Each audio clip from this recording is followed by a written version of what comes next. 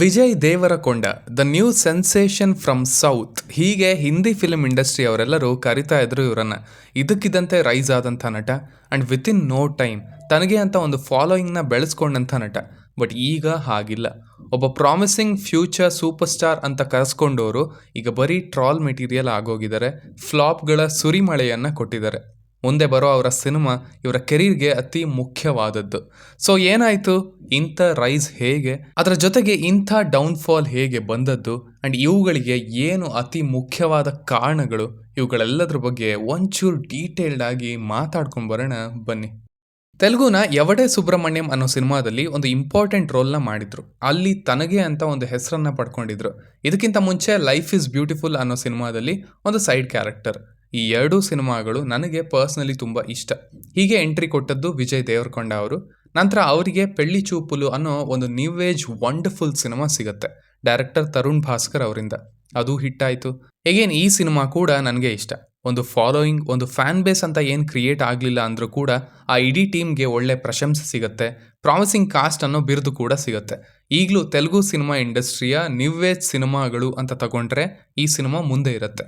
ನಂತರ ಬಂದದ್ದು Arjun Reddy, the sensation, I think the game changer ಅಲ್ಲಿದ್ದಂಥ ಎಲ್ಲರಿಗೂ ಆ್ಯಂಡ್ ಸ್ಪೆಷಲಿ ವಿಜಯ್ ದೇವರಕೊಂಡ ಅವರಿಗೆ.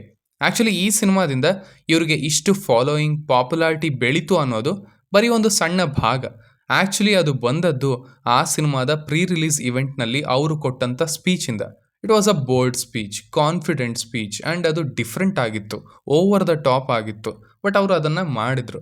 ಸೊ ಯಾವುದೋ ಒಂದು ಸಿನಿಮಾ ಟ್ರೈಲರ್ ತುಂಬ ಬೋಲ್ಡ್ ಆಗಿ ಇದೆ ಅಂತ ಅಂದ್ಕೊಂಡಂಥ ಜನಕ್ಕೆ ಒಂದೇ ಸಾರಿಗೆ ಇದರ ಮೇಲೆ ಇಂಟ್ರೆಸ್ಟ್ ಬಂದು ಹೋಯ್ತು. ಸ್ಪೆಷಲಿ ಅವನಜ್ಜಿ ಇಷ್ಟು ಬಿಲ್ಡಪ್ ಕೊಡ್ತಾ ಇದ್ದಾನೆ, ಇಷ್ಟು ಆ್ಯಟಿಟ್ಯೂಡ್ ಇದೆ, ಸಿನಿಮಾ ಚೆನ್ನಾಗಿರಲಿಲ್ಲ ಅಂದರೆ ಇದೇ ಹಬ್ಬ ಅಂತ ಅಂದ್ಕೊಂಡವರೇ ಹೆಚ್ಚು ಅನಿಸುತ್ತೆ. But you know the result. ಅದು ಒಂದು ಕಲ್ಟ್ ಸಿನಿಮಾ ಆಗಿ ಹೊರಗೆ ಬಂತು. ಸೊ ಆ ಸಿನಿಮಾ ಇದ್ದಂಥ ರೀತಿಗೂ, ಅದು ಮಾಡಿದಂಥ ಇಂಪ್ಯಾಕ್ಟ್ಗೂ, ಅದರಲ್ಲಿ ವಿಜಯ್ ಅವರ ನಟನೆಗೂ ಆ್ಯಂಡ್ ಅದಕ್ಕೆ ತಕ್ಕಂತೆ ಇದ್ದಂಥ ಅವರ ಆ್ಯಟಿಟ್ಯೂಡ್ಗೂ. ಯಾವಾಗಲೂ ಅಷ್ಟೇ ಅಲ್ವಾ, ಏನೂ ಹೇಳ್ದೇ ತನ್ನ ಪಾಡಿಗೆ ತಾನು ಇದ್ದು ಸಕ್ಸಸ್ ತೋರಿಸಿದವನಿಗಿಂತ ಹೇಳಿ ನಾನು ಹೀಗೆ ಮಾಡ್ತೀನಿ ಅಂತ ಅನೌನ್ಸ್ ಮಾಡಿ ಸಕ್ಸಸ್ ಆದವನಿಗೆ ಬೆಲೆ ಜಾಸ್ತಿ ಆಗುತ್ತೆ. ಆ್ಯಂಡ್ ಅವತ್ತಿನ ದಿನ ಅದೇ ಆಗಿತ್ತು. ಒಂದೇ ಸಾರಿಗೆ ವಿಜಯ್ ಸ್ಟಾರ್ಡಮ್, ಫಾಲೋಯಿಂಗ್ ಜೈ ಅಂತ ಮೇಲೆದ್ದಿತ್ತು. ಸ್ಪೆಷಲಿ ಯೂತ್ತಲ್ಲಿ ಅದನ್ನು ಕ್ಯಾಶ್ ಮಾಡ್ಕೊಳ್ಳೋ ಹಾಗೆ ಅವರೇ ಸೃಷ್ಟಿ ಮಾಡಿದಂಥ ಆ್ಯಟಿಟ್ಯೂಡ್ ರೀತಿನೇ, ಅದಕ್ಕೆ ಹೋಲೋ ರೀತಿನೇ ರೌಡಿ ಅನ್ನೋ ಒಂದು ಬ್ರ್ಯಾಂಡ್ನ ಕೂಡ ತಂದರು. ಓಕೆ, ಒಂದು ಹಿಟ್ ಆಯಿತು, ಹಾಗಂತ ಸೂಪರ್ ಸ್ಟಾರ್ ಆಗ್ಬಿಡ್ತಾನ? ಇದೇ ಕ್ವಶನ್ ಇದ್ದದ್ದು ಎಲ್ಲರಲ್ಲೂ. ನೆಕ್ಸ್ಟ್ ಸಿನಿಮಾ ಬರಲಿ, ಆವಾಗ ಗೊತ್ತಾಗತ್ತೆ ಬಂಡವಾಳ ಅಂತ. ಬಟ್ ಅಲ್ಲಿ ವಿಜಯ್ ಅವರು ಗೆಲ್ತಾರೆ. ಸುಮ್ಮನೆ ಗೆಲ್ಲೋದಿಲ್ಲ, ರೆಕಾರ್ಡ್ನ ಕ್ರಿಯೇಟ್ ಮಾಡ್ತಾರೆ. ಗೀತಾ ಗೋವಿಂದಂ ಕನ್ನಡ ಪ್ರೇಕ್ಷಕರು ಈ ಸಿನಿಮಾವನ್ನು ಮರೆಯಲ್ಲ ಅಂತ ಅಂದ್ಕೊಳ್ತೀನಿ. ಹಾಗಿತ್ತು ಇದರ ರಿಲೀಸ್ ಟೈಮ್ನಲ್ಲಿ ಇಲ್ಲಿನ ಸಿಚುವೇಶನ್. ಎನಿವೆ, ಅಲ್ಲಿಗೆ ಹೋಗೋದು ಬೇಡ. ಬಟ್ ಈ ಹುಡುಗ ಫೇಲ್ ಆದರೆ ನೋಡೋಣ ಅಂತ ಕಾಯ್ತಾ ಕೂತವರಿಗೆ ಕಂಡದ್ದು 100 ಕೋಟಿಯ ಪೋಸ್ಟರ್. ಸಿನಿಮಾ ಯುನಾನಿಮಸ್ ಆಗಿ ಹಿಟ್ಟಾಗಿತ್ತು. ಆ್ಯಂಡ್ ಮೇನ್ಲಿ ಅರ್ಜುನ್ ರೆಡ್ಡಿ ಥರದ ಒಂದು ಅಗ್ರೆಸಿವ್ ಕ್ಯಾರೆಕ್ಟರ್ನ ನಂತರ ತುಂಬಾ ಪ್ಯಾಸಿವ್ ಆಗಿರೋ, ಆ್ಯಟಿಟ್ಯೂಡ್ ಇಲ್ಲದೆ ಇರೋ, ಇನ್ಫ್ಯಾಕ್ಟ್ ಕ್ಲೈಮ್ಯಾಕ್ಸ್ನಲ್ಲಿ ಕಾಲಿಗೆ ಬೀಳೋ ಕ್ಯಾರೆಕ್ಟರ್ನ ಮಾಡಿ ವಿಜಯ್ ಅವರು ಗೆದ್ದಿದ್ರು. ಆ ಕಾಂಟ್ರಾಸ್ಟ್ ಸಿನಿಮಾ ಒಳಗಡೆನೂ ಹೊರಗಡೆನೂ ಎರಡೂ ಕಡೆ ಸೂಪರ್ ಆಗಿ ವರ್ಕ್ ಆಗಿತ್ತು. ಅಂಡ್ ಇದಕ್ಕಿದ್ದಂತೆ ಅರ್ಜುನ್ ರೆಡ್ಡಿಯಿಂದ ಬಂದಂಥ ಫೇಮ್, ಪಾಪ್ಯುಲಾರಿಟಿ, ಫಾಲೋಯಿಂಗ್ ಎಲ್ಲವೂ ಬಾಕ್ಸ್ ಆಫೀಸ್ ನಂಬರ್ಸ್ ಆಗಿ ಕನ್ವರ್ಟ್ ಆಗಿತ್ತು. ಅದು ಟ್ರಿಪಲ್ ಆಗಿತ್ತು. ಇನ್ಫ್ಯಾಕ್ಟ್ ಹೇಟ್ ಮಾಡಿದವರು, ಡೌನ್ಫಾಲ್ನ ಎದುರು ನೋಡಿದವರು ಕೂಡ ಇಲ್ಲಿಗೆ ಅಕ್ಸೆಪ್ಟ್ ಮಾಡಿಕೊಂಡ್ರು ಆ್ಯಂಡ್ ತಮ್ಮ ಡಿಸರ್ವಿಂಗ್ ಇದ್ದಾನೆ ಅಂತ. ಅದರ ಜೊತೆಗೇನೆ ಈ ಕಡೆ ಹಿಂದಿನಲ್ಲೂ ಪಾಪ್ಯುಲಾರಿಟಿ ಹೆಚ್ಚಾಗಿತ್ತು. ಅರ್ಜುನ್ ರೆಡ್ಡಿ ಅಲ್ಲಿಗೆ ರೀಚ್ ಆಗಿದ್ರಿಂದ ಅಲ್ಲಿನ ಯಂಗ್ ಆ್ಯಕ್ಟ್ರೆಸಸ್ ಎಲ್ಲ ಇಂಟರ್ವ್ಯೂಗಳಲ್ಲಿ ವಿಜಯ್ ಅವರ ಹೆಸರನ್ನೇ ತಗೊಳ್ತಾ ಇದ್ರು. ಸೊ ಸ್ಲೋಲಿ ವಿಜಯ್ ಅವರು ತೆಲುಗುಗೆ ಅಷ್ಟೇ ಸೀಮಿತ ಅಲ್ಲದೇನೆ ಬೇರೆ ಎಲ್ಲ ಕಡೆನೂ ರೀಚ್ ಆಗಿದ್ದಾರೆ ಅನ್ನೋದು ಅರ್ಥ ಆಗಿತ್ತು ಇಂಡಸ್ಟ್ರಿಯಲ್ಲಿದ್ದ ಜನಕ್ಕೆ. ಈ ಗ್ಯಾಪಲ್ಲಿ ನೋಟಾ ಅನ್ನೋ ಒಂದು ಸಿನಿಮಾ ಬರುತ್ತೆ, ತಮಿಳು ಹಾಗೆ ತೆಲುಗುನಲ್ಲಿ ಒಟ್ಟಿಗೆ ಮಾಡಿದಂಥ ಸಿನಿಮಾ. ಬಟ್ ಅದಷ್ಟು ವರ್ಕ್ ಆಗಲಿಲ್ಲ ಆ್ಯಂಡ್ ಅದು ಮ್ಯಾಟರ್ ಕೂಡ ಆಗಲಿಲ್ಲ ಆ ಸಮಯಕ್ಕೆ. ನಂತರ ಬಂದದ್ದು ಟ್ಯಾಕ್ಸಿ ವಾಲಾ. ಈ ಸಿನಿಮಾ ಮೇಲೆ ಅಟೆನ್ಷನ್ ಬಂದದ್ದು ಮೇಯ್ನ್ಲಿ ಇದು ಆಲ್ರೆಡಿ ಆನ್ಲೈನ್ನಲ್ಲಿ, ಅದು ಕೂಡ ಎಡಿಟ್ ಆಗದೆ ಇರೋ ಕಾಪಿ ಲೀಕ್ ಆಗಿತ್ತು ಅಂತ. ಆ್ಯಂಡ್ ದೆನ್ ಸಿನಿಮಾ ರಿಲೀಸ್ ಆಗುತ್ತೆ. ಹೇಳಿಕೊಳ್ಳೋ ಅಂಥ ಹೆಸರು ಅಲ್ಲದೆ ಇದ್ದರೂ ಕೂಡ ಸಿನಿಮಾ ಹಿಟ್ ಆಗುತ್ತೆ. ಆ್ಯಂಡ್ ಎಗೈನ್ ಅದೇ ಸಕ್ಸಸ್ ಮೀಟ್ನಲ್ಲಿ ವಿಜಯ್ ಅವರು ಕೊಟ್ಟಂಥ ಸ್ಪೀಚ್ ಮತ್ತೆ ವೈರಲ್ ಆಗುತ್ತೆ. So things were going good. ಈ ಕಡೆ ಫಾಲೋಯಿಂಗ್, ಫಿಲ್ಮ್ಸ್ ಆ್ಯಂಡ್ ಅವರ ರೌಡಿ ಬ್ರ್ಯಾಂಡ್ ಎಲ್ಲನೂ ನೀಟಾಗಿ ಮೇಂಟೈನ್ ಆಗಿ ಬೆಳೀತಾ ಇತ್ತು. ಇನ್ನೇನು ದ ನೆಕ್ಸ್ಟ್ ಸೂಪರ್ ಸ್ಟಾರ್ ಅನ್ನೋ ಅಷ್ಟರಲ್ಲಿ ಪಕ್ಕದಲ್ಲೇ ಇದ್ದಂಥ ಡೌನ್ಫಾಲ್ ಶುರುವಾಯಿತು. ಆ್ಯಂಡ್ ಅಲ್ಲಿಂದ ಇನ್ನೂ ಹೊರಗೆ ಬಂದಿಲ್ಲ ವಿಜಯ್ ಅವರು. ಹೇಳ್ತಾರಲ್ವಾ, ಎಷ್ಟು ಬೇಗ ಮೇಲೆ ಹೋಗ್ತೀಯಾ ಅಲ್ಲಿ ನಿಮ್ಮ ಡಿಸಿಷನ್ಗಳು ಸರಿ ಇಲ್ಲ ಅಂದರೆ ಅದಕ್ಕಿಂತ ಬೇಗ ಕೆಳಗೆ ಬರ್ತೀಯಾ ಅಂತ.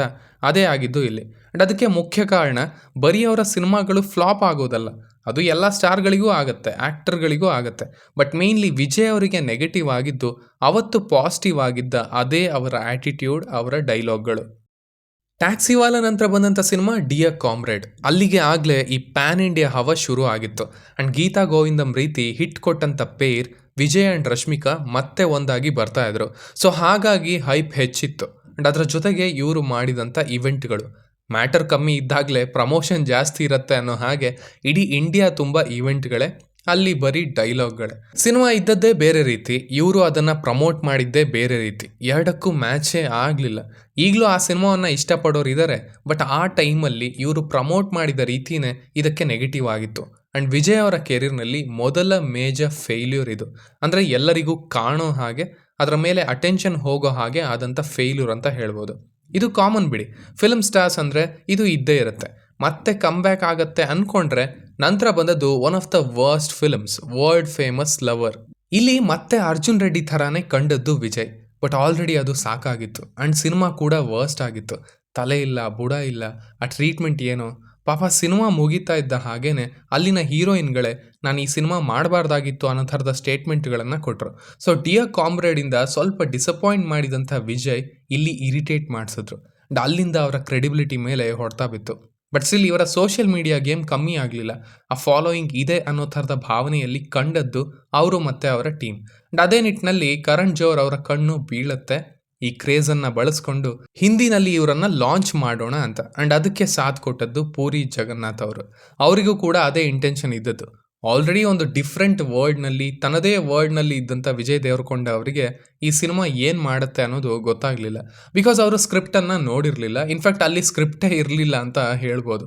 ಹಾಗೆ ಬಂದದ್ದೇ ಲೈಗರ್.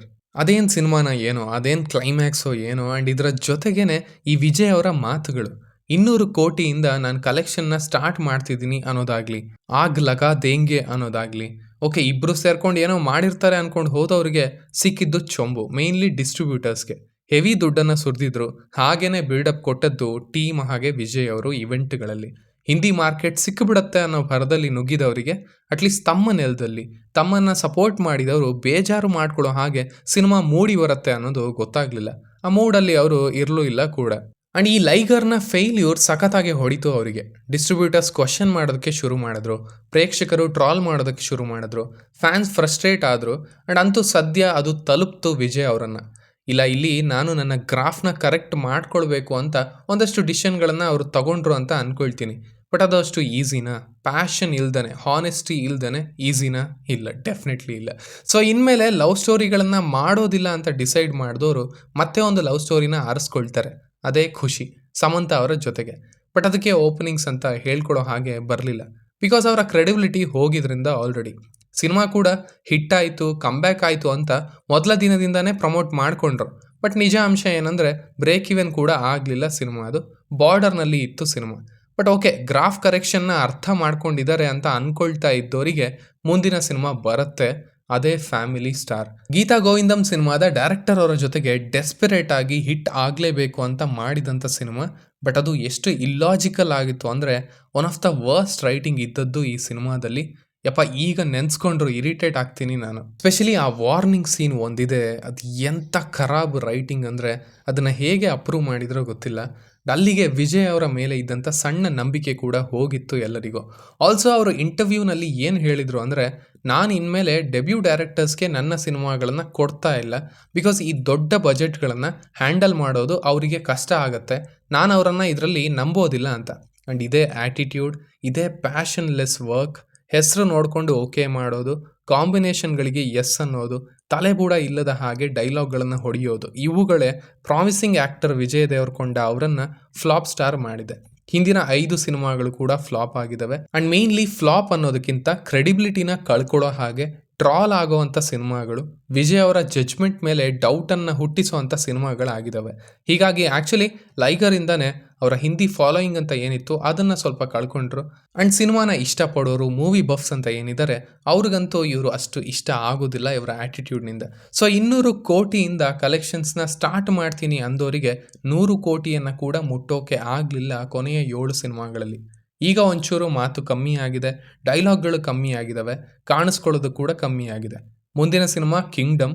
ಇದನ್ನ ಡೈರೆಕ್ಟ್ ಮಾಡ್ತಿರುವಂಥವ್ರು ಗೌತಮ್ ತಿನ್ನನೂರಿ ಅವರು. ಹಿಂದೆ ಜರ್ಸಿ ಅನ್ನೋ ಸಿನಿಮಾವನ್ನ ಡೈರೆಕ್ಟ್ ಮಾಡಿದ್ರು. ಸೊ ಆದ್ರಿಂದ ಅವರ ಮೇಲೆ ಒಂದಷ್ಟು ನಂಬಿಕೆ ಅಂತೂ ಇದೆ. ಬಟ್ ಇದು ಕೂಡ ಈಗ ಪ್ಯಾನ್ ಇಂಡಿಯಾ ಪಾರ್ಟ್ 1 ಪಾರ್ಟ್ 2 ಅನ್ನೋ ಕಾನ್ಸೆಪ್ಟ್ನಲ್ಲಿ ತೆಗಿತಾ ಇದ್ದಾರೆ. ಸೊ ಅಲ್ಲಿ ಏನಾದರೂ ಎಡವಟ್ ಆಗುತ್ತಾ? ವಿಜಯ್ ಅವರಿಗೆ ನಿಜವಾಗ್ಲೂ ಆರ್ಗ್ಯಾನಿಕ್ ಆಗಿ ಕಮ್ಬ್ಯಾಕ್ ಆಗುತ್ತಾ? ಮತ್ತೆ ಅವರು ತಮ್ಮ ನಂಬಿಕೆಯನ್ನು ಗಳಿಸ್ಕೊಳ್ತಾರ? ಕಾದು ನೋಡಬೇಕಿದೆ. ಅಂಡ್ ಅದನ್ನು ಗಳಿಸ್ಕೊಳ್ಳೋದು ಅವರಿಗೂ, ಅವರ ಕೆರಿಯರ್ಗೂ, ಅವರ ಬ್ರ್ಯಾಂಡ್ಗೂ ತುಂಬಾ ಮುಖ್ಯ ಆಗಿದೆ ಸದ್ಯಕ್ಕೆ. ಸೊ ಇಷ್ಟು ನನ್ನ ವಿಡಿಯೋ ಆಗಿತ್ತು ಇವರ ಈ ಜರ್ನಿ ಬಗ್ಗೆ, ಇವರ ಈ ಅನ್ರಿಯಲ್ ಸಕ್ಸಸ್ ಬಗ್ಗೆ, ಹಾಗೇನೆ ಡೌನ್ಫಾಲ್ ಬಗ್ಗೆ. ಇನ್ನು ನಿಮಗೆ ಇವರ ಬಗ್ಗೆ ಏನನ್ಸುತ್ತೆ, ಏನು ಕಾರಣ ಇವರ ಈ ಡೌನ್ಫಾಲ್ಗೆ ಅನ್ನೋದನ್ನು ಖಂಡಿತ ಕೆಳಗಡೆ ತಿಳಿಸಿ. ಆ್ಯಸ್ ಯೂಶುವಲ್ ಮತ್ತೆ ಸಿಗೋಣ.